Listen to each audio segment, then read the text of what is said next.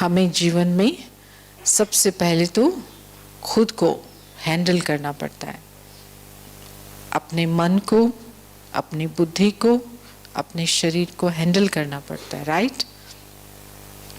फिर उसके बाद हमारे जो संबंध में आते, हमारे जैसे, हमारे से छोटे, हमारे से बड़े, सबके साथ हमको कोई ना कोई कर्म करते हुए, निभाते हुए चलना पड़ता है। तो उसमें भी बहुत बार हमें हैंडल करना पड़ता है। हैंडल हमेशा नहीं करते, लेकिन जब कुछ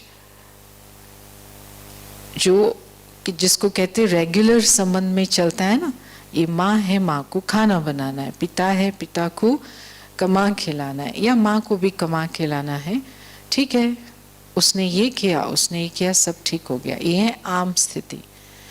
लेकिन कुछ ऊपर नीचे होता है तो हैंडल करना पड़ता है, ठीक है। कुछ बात बिगड़ जाती है तो मैनेज करना पड़ता है, हैंडल करना पड़ता है।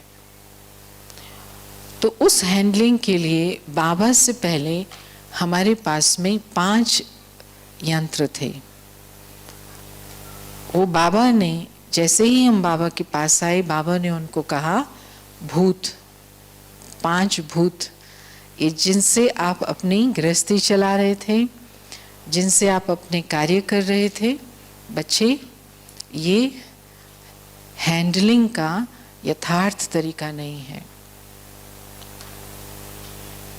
क्रोध से चलाना, लोभ से चलाना, अहंकार से चलाना, दबा करके चलाना, रिश्वत दे के चलाना, किसी को रिजेक्ट करके अपने काम कर लेना, ये सब देह अभिमान वाले बाबा ने कहा पाप कर्म है। और रूहानी हैंडलिंग अर्थात रूहानी शक्तियों, अष्ट शक्तियों द्वारा और आत्मा के जो दिव्य गुण हैं उनका प्रयोग करके आपको अपने हर काम अभी करने। रूहानी शक्तियाँ और दिव्य गुण, ये बाबा ने यंत्र हम बच्चों को दिए। तो यंत्र लेने के बाद किसी भी दुकान से हम स्थूल यंत्र भी लेके आते, साधन लेके आते, तो उसको चलाना आना चाहिए। आजकल साइंस बहुत एक्सपर्ट हो गई है, तो इस कारण बहुत से साधन सिर्फ एक बटन पर आधारित होते हैं। आप बटन दबाओ और वो काम कर लो, जिससे कि सब खरीद के जाएं। मुश्किल होगा तो नहीं खरीदेंगे, है ना आपके पास मोबाइल, सबके बस बटन दबाया, बच्चे भी उसको रेगुलेट कर लेते। तो उसमें ज़्यादा सीखने की ज़रूरत नहीं पड़ती, लेकिन फिर भी हर यंत्र के साथ कोई ना कोई सावधानी का, या उसको चलाना कैसे है उसका डिटेल आता है, उसको इंस्ट्रक्शन मैनुअल कहते हैं। तो इसी प्रकार रूहानी शक्तियाँ, अष्ट शक्तियाँ और दिव्य गुण कैसे प्रयोग करने हैं, कौन सी स्थिति में प्रयोग करने हैं, कब प्रयोग नहीं करने हैं, किसके साथ प्रयोग करने हैं, वो सारा इंस्ट्रक्शन मैनुअल है बाबा की मुरली। लेकिन वो बहुत सारी मुरलियाँ हैं, जब तक कोई वो मुरली पढ़े, हो सकता है वो गलत यूज कर ले।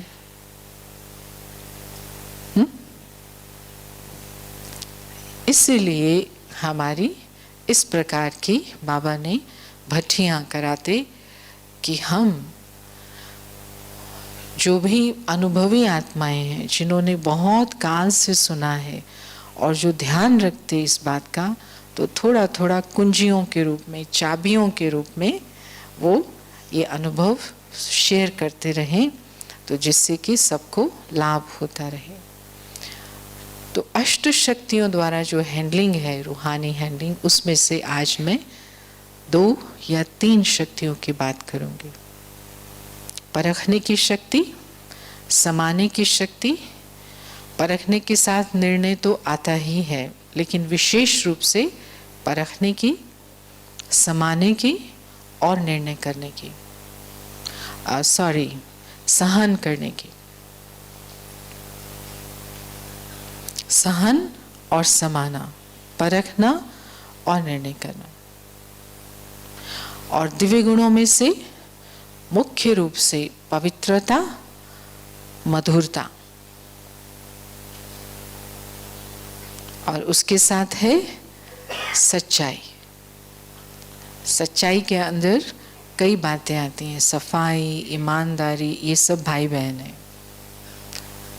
तो इन कुछ गुणों के द्वारा, वास्तव में तो सब गुण चाहिए हमको अपने कार्य को हैंडल करने के लिए, लेकिन ये मुख्य रूप से, बाकी आपके पास कुछ हो न हो, लेकिन अगर ये हैं तो आप मैनेज कर लोगे। तो सबसे पहले बात आती है परखने की। देह अभिमान की स्थिति में हम अधिकतर उन लोगों को अपने नज़दीक रखना चाहते हैं, पसंद करते हैं, या जॉब देते हैं, या उनके साथ संबंध जोड़ना चाहते हैं जो थोड़ा दिखने में कैसे होने चाहिए ना, दिखने में वो जो मिरर वैल्यू है ना, उसकी मिरर वैल्यू हाई हो, उसको कहते हैं ना फोटोजेनिक। ये बड़े फोटोजेनिक हैं, वो आकर्षण करने वाले दूसरों को। ऐसे लोग होंगे तो वो सब फटाफट सब शॉप्स में सेल्स पर्सन ऐसे वाले सिलेक्ट कर लेंगे जल्दी जल्दी। संबंधों में भी क्या करेंगे, सब अखबार भरे हुए हैं ना, बहू कैसी चाहिए, खुद कालू राम, बहू कैसी चाहिए। तो ये जो हमारा इवैल्यूएशन का, असेसमेंट का तरीका बना हुआ था, हम टेम्पररी, जो अल्पकाल की सुंदरता है, अल्पकाल की वैल्यू वाली चीज़ है, उसको हम महत्व देने के कारण अपने आसपास यही जमा करते थे। थोड़ा बोलने वाला हो, ऐसा बोले जो सबको आकर्षण कर ले, है ना, तब तो मेरा सामान बिकेगा मार्केट में। और या घर में कुछ लड़ने के लिए आ जाए तो जवाब देने वाला हो। ये मेरी छोटी बेटी तो ऐसे ही है, चुप रहती है, मेरी बड़ी बेटी ठीक है, कोई बोल के तो दिखाए उसके सामने। हाँ, वो बड़ी बेटी अच्छी है क्योंकि वो झगड़ने में अच्छी है, और जो चुप है। तो यहाँ पर परमात्मा ने हमें दो बातें बताई, ज्ञान बिंदु दिए कि सबसे पहला, वैसे तो विशेष ब्राह्मण परिवार की अभी बात हो रही है, हमारी बात हो रही है ना, लेकिन इन जनरल में कि हर आत्मा का अपना अपना पार्ट है और वो विशेष है। हर आत्मा का पार्ट विशेष है, कोई का पार्ट ना मिले दूसरे से। अगर वो धरती पर आत्मा आई है तो उसको आप रिप्लेस नहीं कर सकते, वो मिस नहीं हो सकती। वो कल्प कल्प वो उस पूरे स्क्रिप्ट का हिस्सा है। क्या ये कम बात है? अविनाशी स्क्रिप्ट का कोई हिस्सा है, क्या भी रोल हो उसमें, लेकिन वो हिस्सा तो है, कोई भी हो। और उसमें भी हमारे आसपास हमारे बच्चे, हमारे भाई बहन, हमारा पति पत्नी, संबंधी, पड़ोसी, सब आत्माएं हैं, ज्योति बिंदु हैं और विशेष एक्टर हैं, और हर एक का पार्ट अलग अलग है, अपने समय पर उसकी विशेषता है।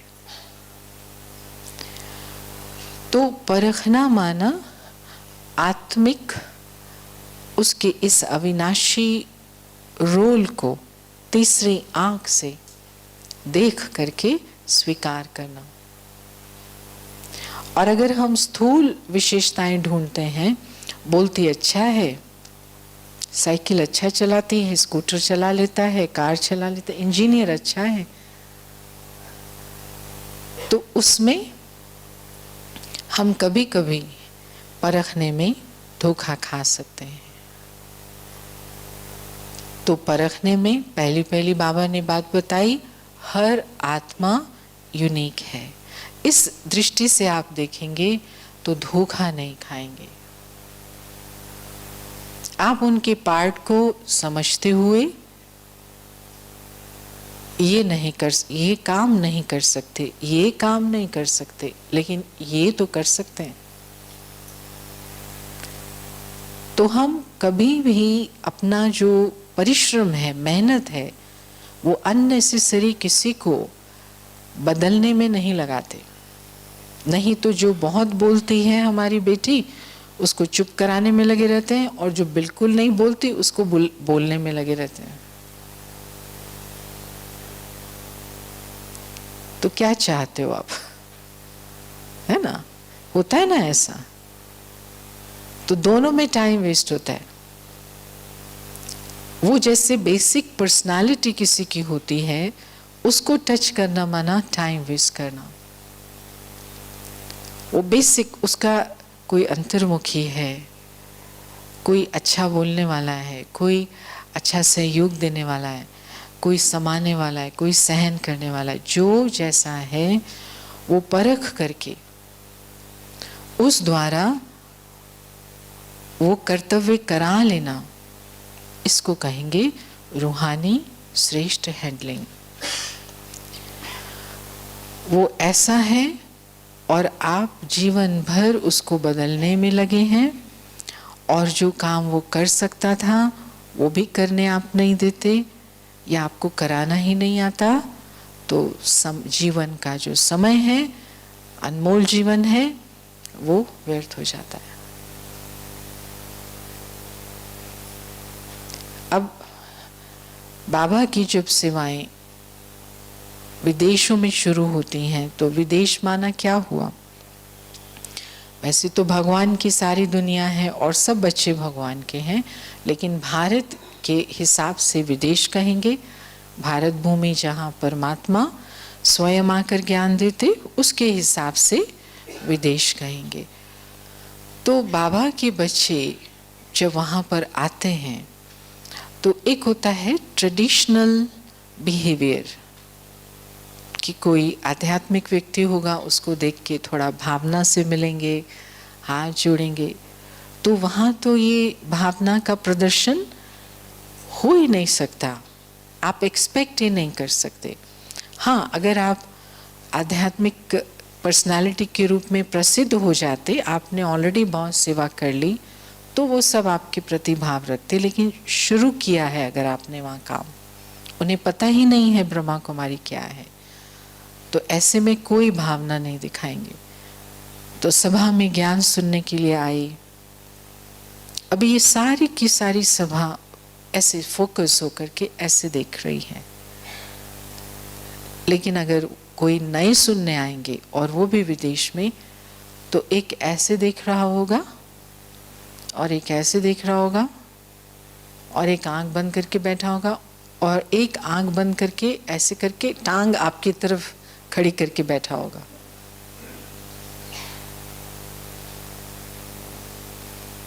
तो देह भान में तो आप कहेंगे इसको निकालो बाहर, होता है ना, पहले इसको निकालो बाहर, ये कौन से लोग आ गए।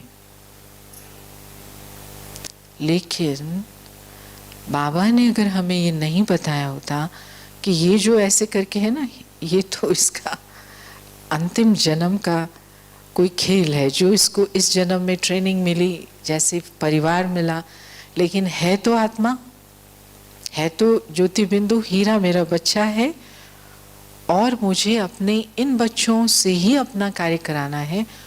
तो जब ईश्वरीय संदेश गया कि राजयोग का अभ्यास करा जाएगा, आइए, तो ये आ गया, अब इसको संभालो।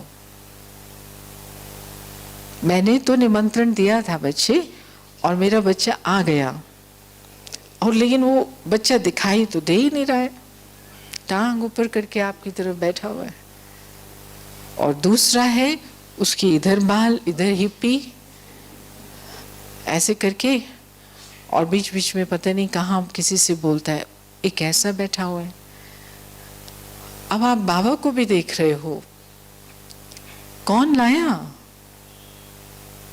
भगवान की सभा में कौन लाया? खुद परमात्मा ने निमंत्रण देकर के आह्वान किया अपने बच्चों को, और बच्चे आए।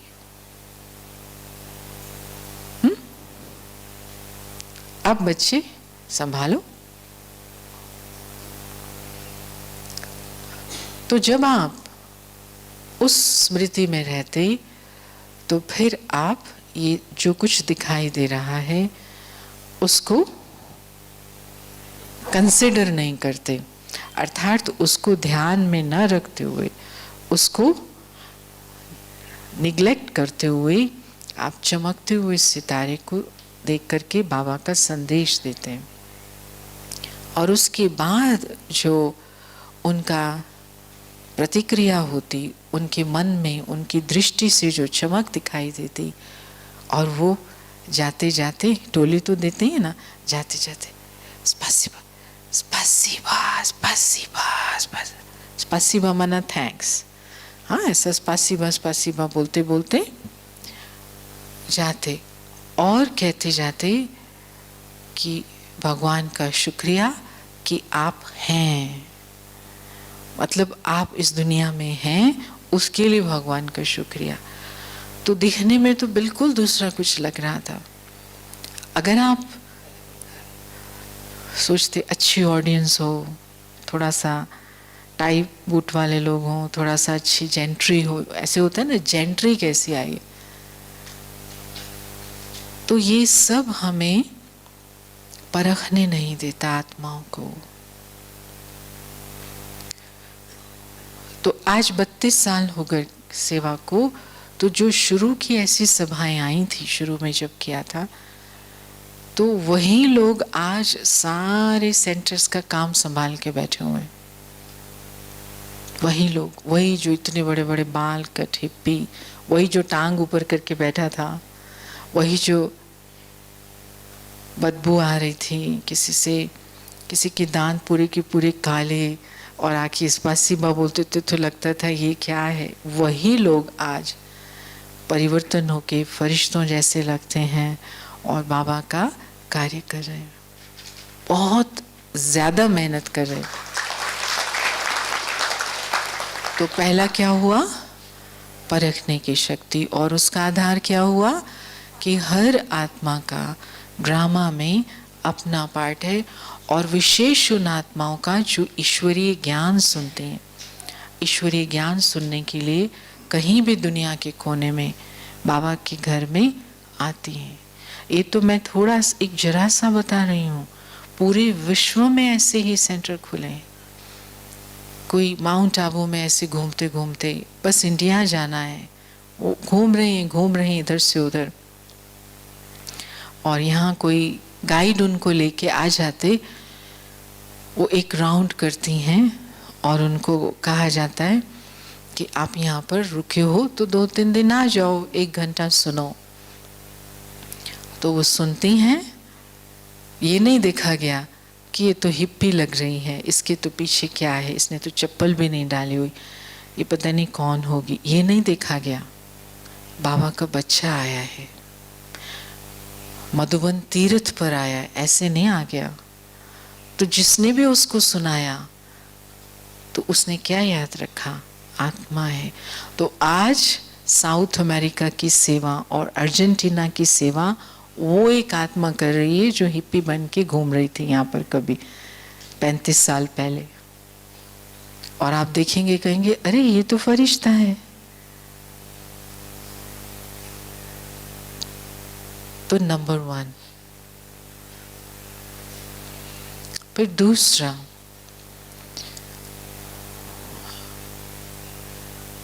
कौन क्या है, उसके लिए बाबा ने, कौन सी आत्मा क्या है, बाबा ने एक निशानी बताई कि जिनका बाप के प्रति दिल से प्यार है,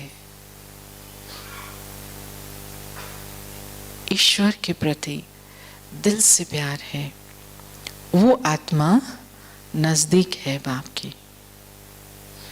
तो ऐसा भी होता है कि कोई कोई का आपके प्रति प्यार नहीं होता, उनको आपकी कोई जैसे बात ऐसी दिखाई देती है या उनकी पसंद अपनी है, लेकिन ईश्वर से बहुत प्यार है, बाबा से बहुत प्यार है उनको।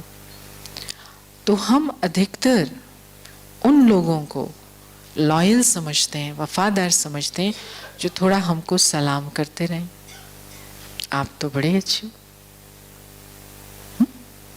आपने, वो हमको नहीं करता सलाम, बाबा से बड़ा प्यार है, तो आप उसको सेवा देंगे? अगर नहीं देंगे तो मतलब रूहानी यथार्थ श्रेष्ठ हैंडलिंग नहीं है। आप उनको कार्य में समझते नहीं तो भी कमी मानी जाएगी, क्योंकि अपनी कोई ना कोई शक्ति की कमी के कारण वो आपका सम्मान नहीं कर पा रहा है। वैसे क्योंकि आप अच्छे हो तो आप सम्मान लायक हो, लेकिन ज़रूरी नहीं है कि हर कोई आपको समझ पाए, आपको उतना सम्मान दे पाए, स्नेह दे पाए, सहयोग दे पाए, लेकिन परमात्मा को तो प्यार करता है ना। तो उसकी उस विशेषता को परख करके कि भगवान का जो प्यारा है, भगवान की उस पर नज़र है, तो कभी ना कभी ये आत्मा उस याद की शक्ति से अपने जीवन में बाकी रही हुई कमियों को भी भर लेगी। इसलिए सेवा का जो प्रसाद है, वो कहते हैं ना लंगर सेवा का, सेंटर्स जो होते हैं वो लंगर होते हैं सेवा, उसमें से एक चम्मच सेवा भी उसको दे। उसमें घबराना नहीं होता कि ये तो बातें नहीं करता, हलो भी नहीं करता, ओम शांति भी नहीं करने आता, अपने आप ही चला जाता, वो बस बाबा के कमरे में बैठता है चला जाता है, हमें तो कुछ पता नहीं होता है ना। ऐसी निशानियों से हम इवैल्यूएशन गलत कर लेते कई बार।